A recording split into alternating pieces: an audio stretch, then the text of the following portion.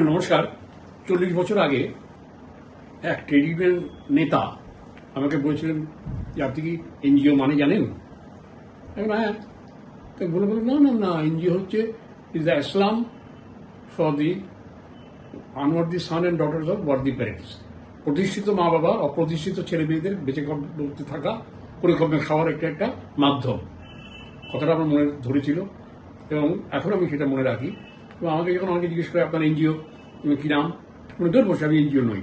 তার কারণ হচ্ছে আমার মনে হয়েছে যে এনজিওটা হচ্ছে একটা ডিসিশন জেনারেটিং অর্গানাইজেশন। এনজিও একটা নদীভাব দেওয়া হবে, বিরাট কিছু লোক ডিসপ্লেসড হবেন, 100 লোককে হয়তো অসুবিধায় পড়বেন, কিন্তু 1 লক্ষ লোকের মানুষের উপকার হবে, আন্দোলন শুরু হয়ে গেল।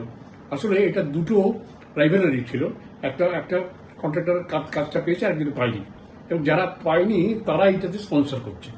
এটা কমার্শিয়াল ইন্টারেস্ট সার্ভ করছে, এবং তার জন্য ওই যে এনজিও যারা লড়ছিল তারা এত স্পন্সর পেল, স্পন্সরশিপ, যে আমেরিকাতে তারা যেত এবং নিউ ইয়র্ক টাইমসে তাদের আন্দোলন সম্পর্কে একটা বিরাট এক পাতা অ্যাডভার্টাইজমেন্ট বেরোতো। কে পয়সা দিত বুঝতে পারলাম। এই যে এফসিআরএ যখন হলো না, এফসিআরএ মানে ফরেন কারেন্সি রেগুলেশন অ্যাক্ট, তাদের পলিটিক্যাল কন্ট্রিবিউশনটা বন্ধ করে দেওয়া হলো। এবার বকলমে পলিটিক্যাল পার্টি তারা এই সমস্ত এনজিও খুলে তারা কাজকর্ম করতে শুরু করলো। সামনে একটা রাখে একটা ইস্যু, কিন্তু পেছনে থাকে তারা রাজনৈতিক উদ্দেশ্য। এই কর্ণধাররা তারা কারা, সব এনজিও কোথা থেকে টাকা পাচ্ছেন, কিভাবে তারা খরচা করছেন, এগুলো তদন্তের আওতায় আনা উচিত বলে আমি মনে করি। কারণ বকলমে পলিটিক্যাল কন্ট্রিবিউশনটাকে আলাদা রেখে এটা এক ধরনের পলিটিক্যাল, সুতরাং এটা একটা স্ক্যানিং এর মধ্যে আনা উচিত।